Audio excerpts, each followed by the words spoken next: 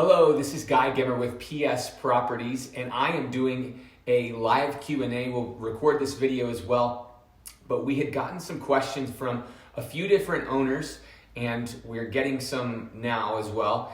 And as people are logging in, and we wanted to answer the questions that we typically get from prospective owners or owners that we've just signed on who have questions about how the process works and things like that. And so we've gone ahead and scheduled this time to answer those questions.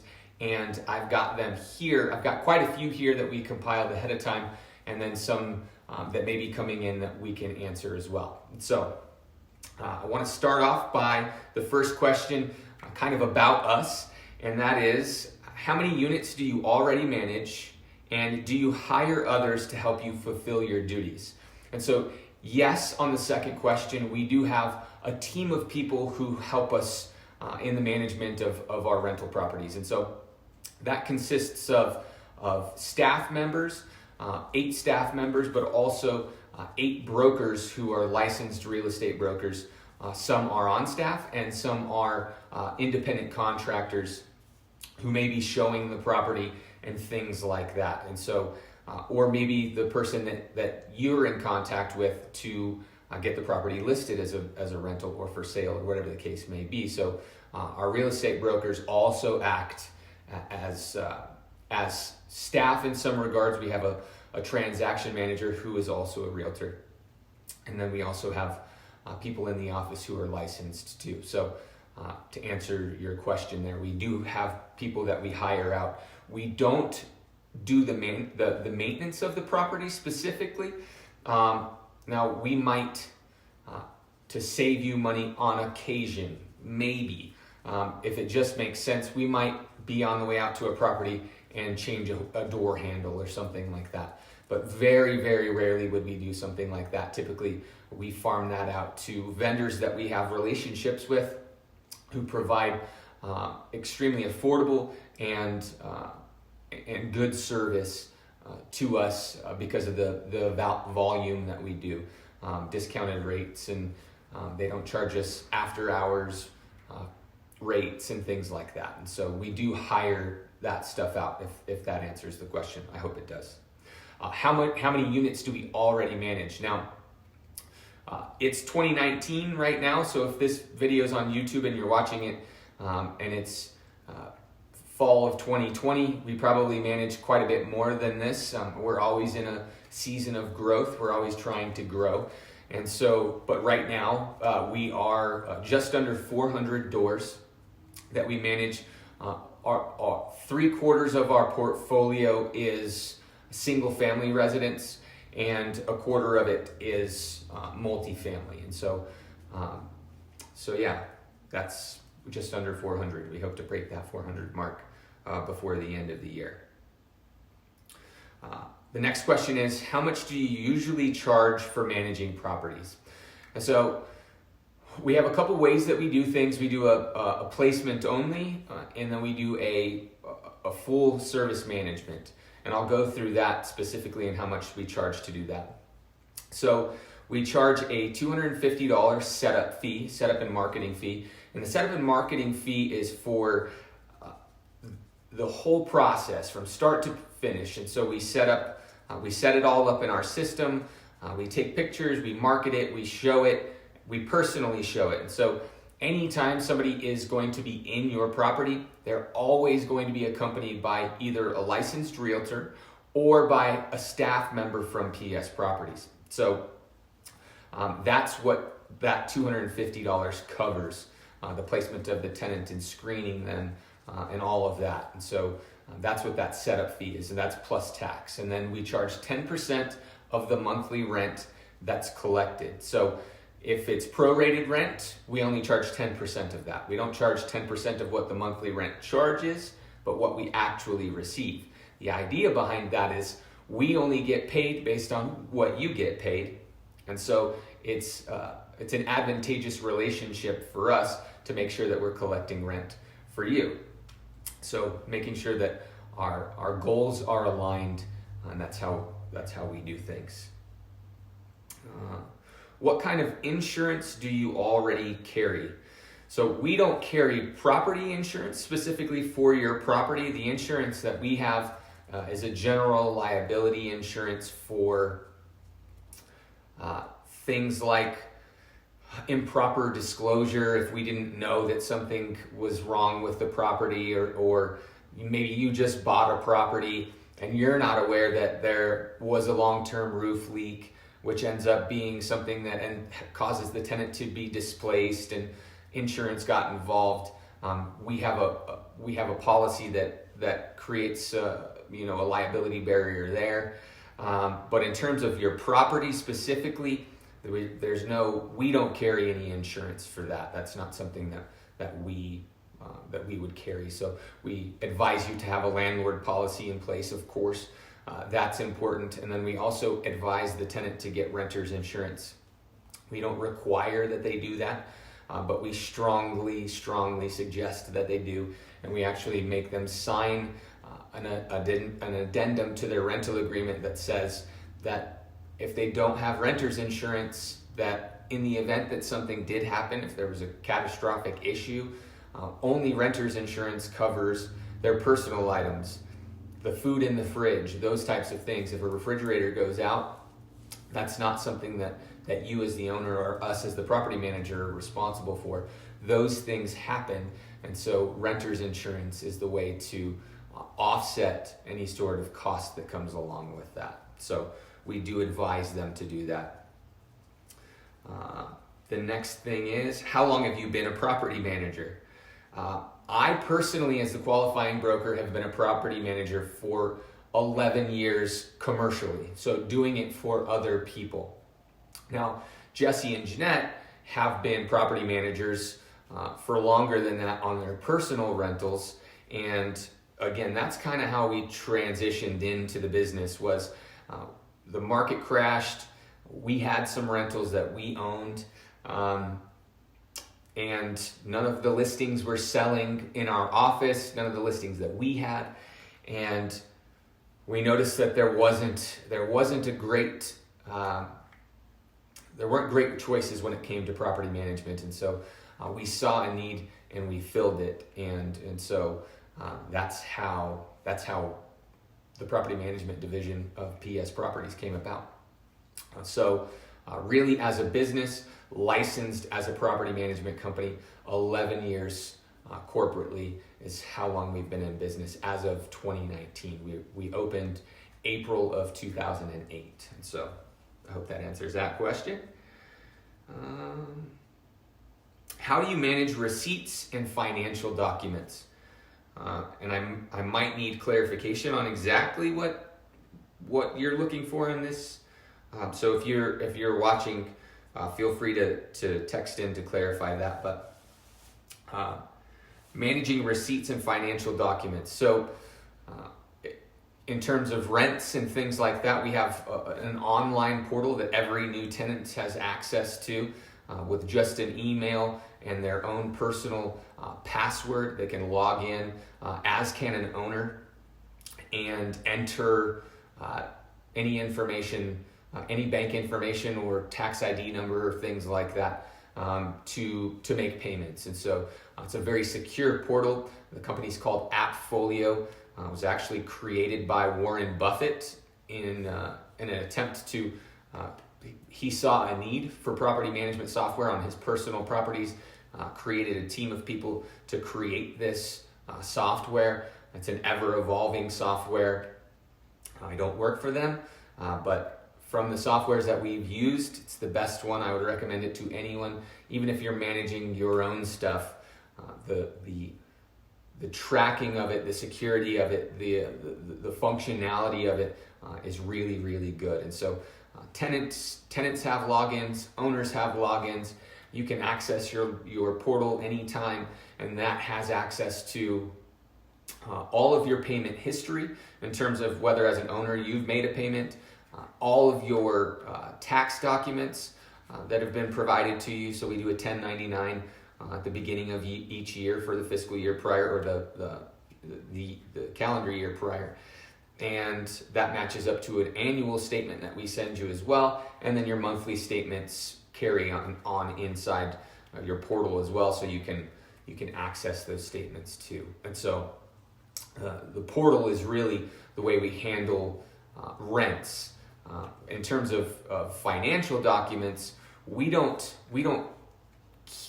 have a lot of financial documents other than what we create through AppFolio that's provided to you and is in your portal. So it's as secure as the strength of your password, like many things. And so I'm not 100% sure that answers your question, but we handle financial documents like they're our own personal ones, and so we're not. We have a shredding service. Things like that go into the shredding box, and that gets taken care of. So hopefully that answers the question. How do you advertise for new tenants, and how many vacancies do you currently have? So we advertise for new tenants through, actually AppFolio it syndicates to all of the big marketing sites. So Zillow and Trulia and Homes.com and Realtor.com and HotPads and Apartments.com, and the list goes on, right? And of course, our own personal website, which is the portal through which, from the back side, when we list your property, if a tenant gives notice, we can automatically make it available to list to our website and to go online. And so it's all syndicated through there, really smooth and great system in terms of making sure that it's being marketed. So that's typically how we advertise. Depending on the property, we'll also put it on MLS, just again, depending on what the market is for it. So that depends on the property, depends on what it is. How many vacancies do you currently have? Well, I don't know that that's a great gauge of anything really, because the vacancies that we have are typically properties we've just taken on and haven't gotten tenants in yet, or we're taking over management on. I have a couple, actually Andrew, I know you're watching this, I saw you logged in. We're taking over management on his properties because the previous property management company isn't getting them rented. And so we have 2 vacancies in his fourplex, which I have a list of people who have already reached out to me through actually Facebook Marketplace. So we advertise on Facebook Marketplace as well, depending again on the property specifically. So I'm getting a lot of traffic on that already. So in that case, on his property, we have a 50% vacancy rate. However, we assumed that from someone else, so that's not necessarily a good judge of that. I think what a good judge of that is that our goal is 0% vacancy. And what I mean by that, apartments are tougher. So if you're an apartment owner, it makes it a little harder to do this. But when it comes to single family, for sure, and we try to do this on apartments as well, but the way we do that, the way we're able to do a 0 vacancy, is that we start marketing a property as soon as we get a notice from the tenant. So it's November 1st, we get a notice from the tenant that they're moving out at the end of the month, their lease is up. We begin the marketing process then. We also have shown them the property when a tenant was in it, so they understand the process. We also write that into the rental agreement. So they know that as soon as they give notice, even though they'll have boxes everywhere, and even though they're gonna have all of the moving stuff going on, that they're agreeing to have the property shown to try to find a tenant in the meantime. Now, this is something we've gone back and forth on for years now, because of the stress that it causes, certainly our staff, in a big way, and I'll tell you why I say that. So, one, we have a tenant in a property who doesn't necessarily want us in and out of their house before they move, especially while they're packing. We have prospective people who in today's day and age is like, I want to see it now. And a lot of times we like to be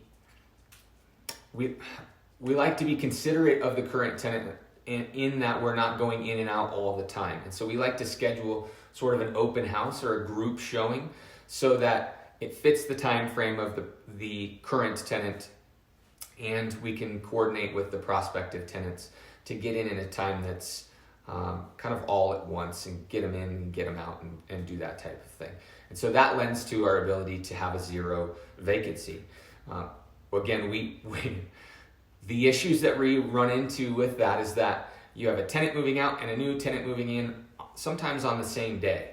And no matter what the scenario, no matter what the situation is, there's always some normal wear and tear that has to be taken care of between tenancies. Whether that's just a professional cleaning, the difference between what the statutes say is clean and what we need the property to be in before a tenant moves in. Move out clean and move in clean are different. And so that stuff has to be taken care of. Carpet cleaning, if there are any damages, those things all need to be taken care of. And it's really hard to do that if we're all in the same day. Now, why do we put ourselves through that kind of trouble? Well, we look at that as investors ourselves. The need in that is that we're not all investors on purpose. We didn't choose to be investors. We didn't buy this house as a rental necessarily. Maybe we bought it, we lived in it, and our job moved us somewhere else. Well, a month of vacancy is a lot of vacancy. It's at 8%. If you have a month of vacancy, that's 8% of your annual income. So how do we offset that and make it to where you're not losing 8% built into your management? I mean, most management companies require the property to be empty before they start showing it. If a tenant gives notice on the 1st and isn't moving out until the 30th, and you don't show it until the 1st of the following month, most tenants aren't looking to move in that day if they haven't already signed the contract. They'll be looking at the 1st of the following month, right? So that's almost a guaranteed month of vacancy. And some people require that all of the repairs are made and that all of the paint is touched up and it's cleaned before they even start showing it. So even if they were really fast at it and that took a week, you're maybe pushing yourself into another month because people give notice on the 1st and move into a new place on the 1st. And so an 8% or a 16% vacancy, it doesn't make sense to us. And so the way to avoid that is to shoot for a 0% vacancy and to navigate the stress of those repairs. And so I know that was a long, drawn out answer to that. There's probably a little bit of me just sharing the struggles that we have, the frustrations that we go to and go through in order to make sure that we're making your investment the most equitable it possibly can for you.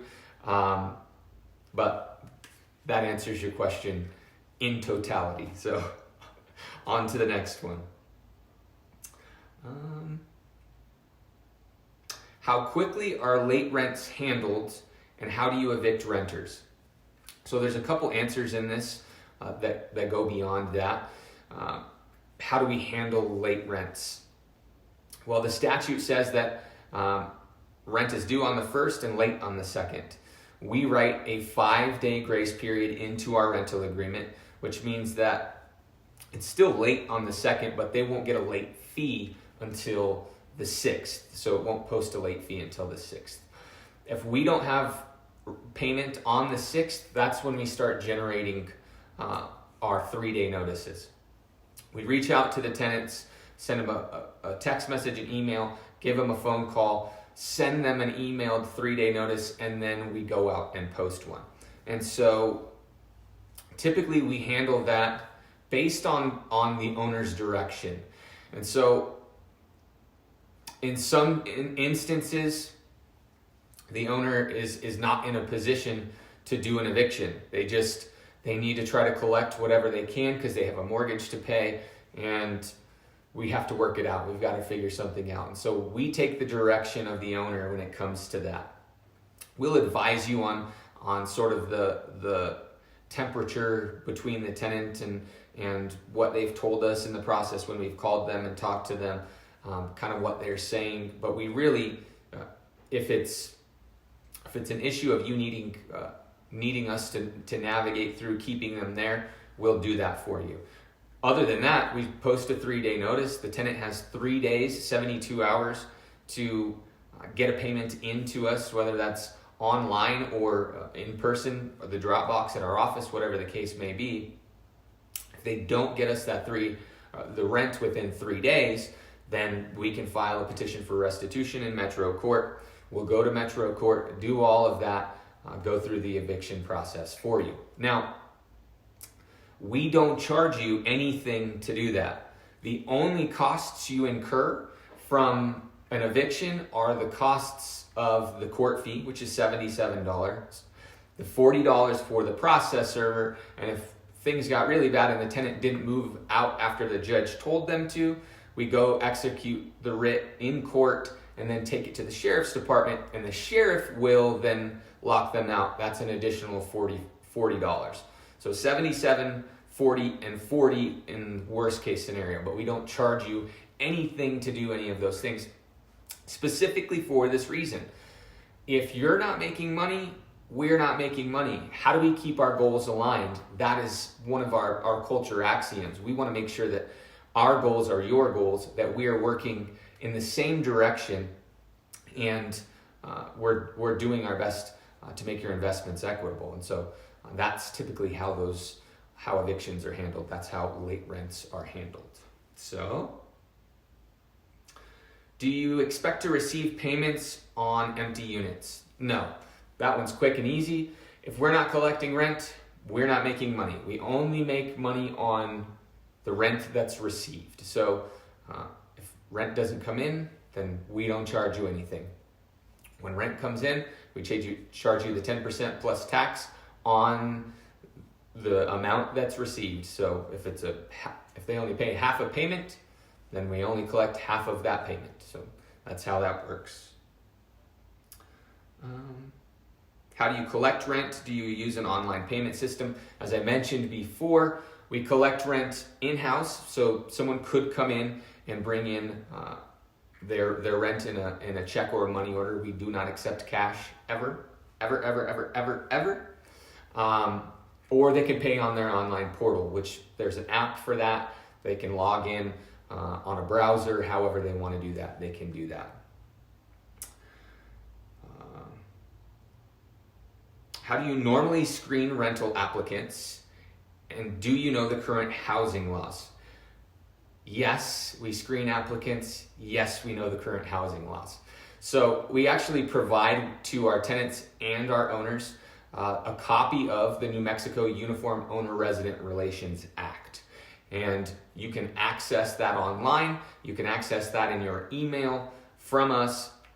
We send it as part of the property management agreement, so you can see how the statutes are written as well. So we're very familiar with them. We're not attorneys by any means, but we're very familiar with the New Mexico Owner Uniform Resident Relations Act. Now, I'll also say that there may be things that are in the Owner Resident Relations Act that you read and you go, hey, that's how we should be doing things.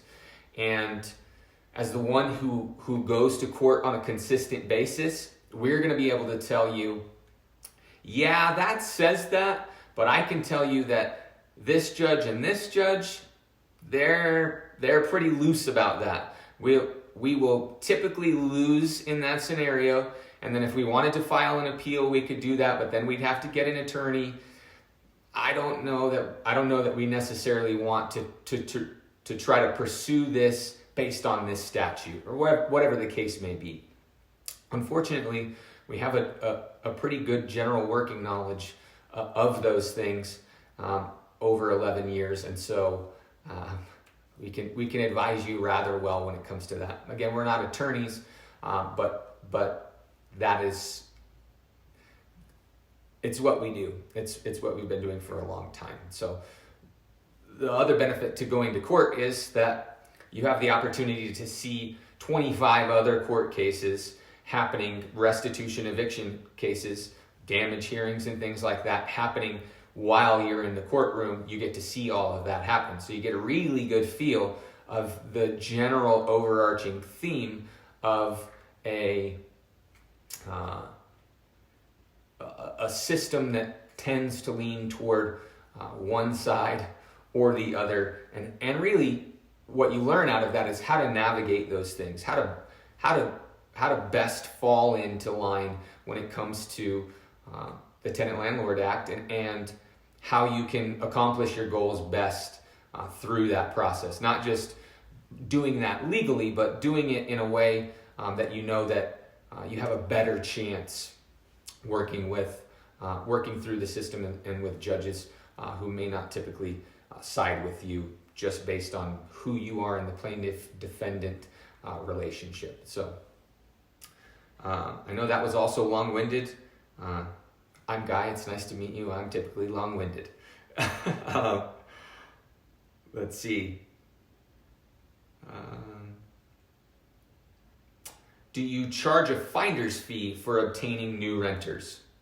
So a finder's fee, I guess, could be that setup and marketing fee that I mentioned earlier. That's the $250 plus tax. And so yes, I guess we charge a finder's fee, but that's really just that setup and marketing showing that fee. So we don't call it that, but I guess we could. Yeah, so there you go. Let's see. What percentage of the tenants do you evict and why? The percentage of the tenants that we evict is very low. Enough so that I don't know that it would show up as a measurable percentage in terms of the amount of tenants we've had over the past 11 years and how many evictions we've actually done. Certainly how many lockouts we've done. I think in 11 years I've done 6, maybe 7 lockouts where the tenant has actually not moved out. We've had to go to the sheriff and then lock the tenant out of the property. So not very many. In terms of evictions, we typically do about 20 a year. And so let's see, if we do the math on that, we'll say 400 properties divided by 20. 20 divided by 400. So 5, I guess, is that 5%?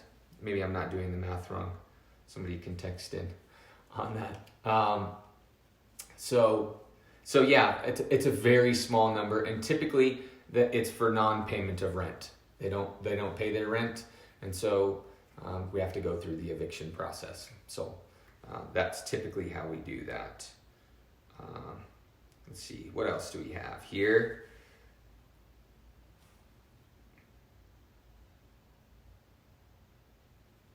Okay. The text was pertaining to what other types of evictions do we do. So if a tenant, so this is a pretty long answer, so forgive me, but I'll try to make it succinct. I'm Guy, I'm long-winded, right? So if we have a tenant that we're having issues with, but they're paying their rent and they're breaking their lease, we can then post a 7-day notice of non-compliance. And so if they get 2 of those 7-day notices within a 6-month period, we can evict them. We can take that to court and kick them out. So it depends on what that is. If it's a pet or something along those lines, a broke down car, are things that come up sometimes. But it's very rare that we have a scenario like that. We've posted 7-day notices in the past, but I'm trying to remember if we've ever in the history of PS Properties ever actually filed on 2 7-day notices. I don't think that we have.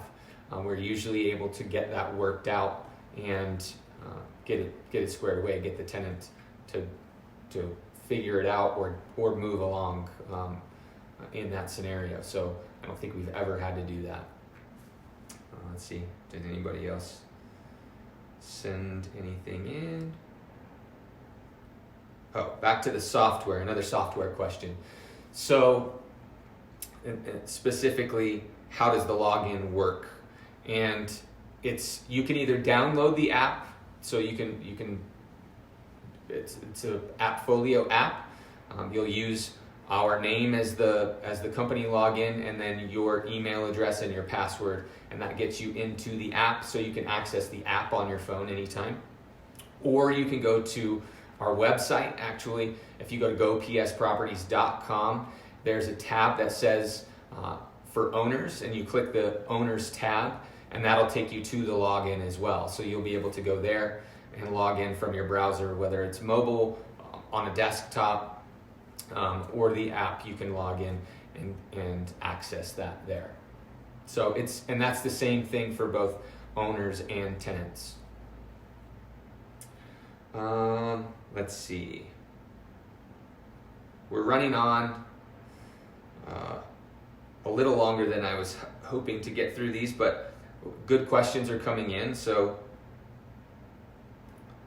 I don't know if that's, I just got a question. They said, we've seen episodes of Hoarders where tenants fill the house with stuff and then the landlord has to remove it. Have you ever had an issue like that? What's the craziest thing you've ever seen? And that's probably a good one to end on. So we've, not that somebody couldn't fill a house really quickly with things in a rental, but typically we don't run into things like that level of TV show hoarding. I've seen some stuff, right? I have seen some stuff in the past where I don't know how they amass so much stuff in a short period of time. But we do know, especially with the research and the studies and the science that's behind hoarding now, that those are mental illnesses, and so it's very OCD-like, where it's obsessive compulsive in terms of gathering things and finding comfort in that. And so it can be done quickly. I say all of that to say that it can be done quickly, but typically we're going to know that pretty early on. A previous landlord is going to tell us that in advance, and so I've never had anything like TV show Hoarders. The craziest things that I've ever seen, we had a tenant that was in one of our properties for a really long time. Actually, this was one of my multifamilies, the very first property I ever actually got a mortgage on, that I ever bought. And there was a tenant that was in it for a really long time. Really, really nice guy. And I still don't know whatever happened to him. He left everything behind, pictures and medals from when he was in the military and all kinds of stuff. It was kind of a bummer. I kept a bunch of it for a while, actually a couple years, hoping that someday he would come back and I would still have those things for him. But as a veteran, he clearly had an alcohol problem, and so he had filled his entire couch, the empty space inside his couch, and this isn't funny, but it's wild. He had filled the entire couch with bottles, like the little small bottles of liquor, pints or whatever, quarts, something like that. He had filled his couch, so you didn't know that there was a hole there, but he just kept sliding these empty pints inside this couch. And so when we went to move the couch out, because he left all of his stuff behind, we're picking this thing up and it's rattling around, and we're like, what's going on here?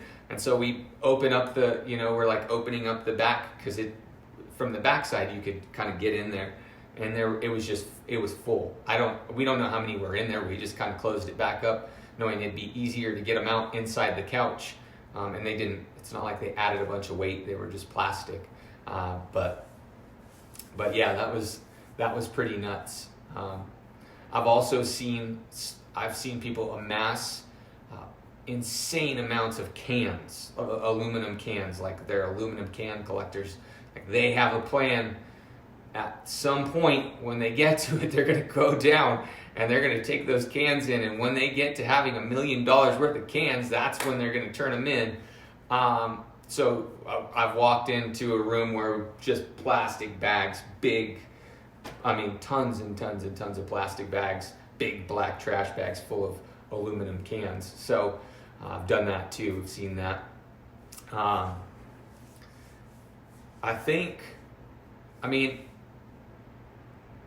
I've seen some sad things too, of course, dirty things with kids and stuff like that. But typically, because we have vendors that we work closely with, we have close relationships with, when they're accessing the property for repairs or for seasonal changeovers, they're seeing those things before they become an issue.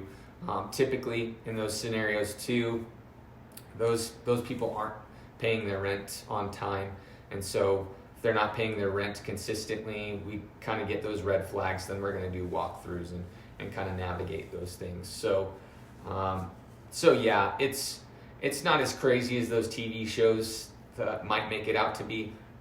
I honestly think in most of those scenarios, those are situations where someone's been in a property for years and years and nobody's ever gone by there to check on it. And that's how that ends up happening. I'm not really sure. That's all kind of crazy to me. So, yeah, thanks for your time, guys. Thanks for the guys who logged in and logged out. I know this was kind of long. I wanted to get those questions answered for you. It was great. We started with 4 and ended with 14. So thank you for sending those things in. I hope that this proved to be helpful. If we've got to do it again in the future, or if we get the opportunity to do that, I'll definitely do that and try to answer any of the other questions that people might have kind of in this new technology forum. And hopefully it's helpful. Hopefully it's educational for you guys as well. So I appreciate you guys so much.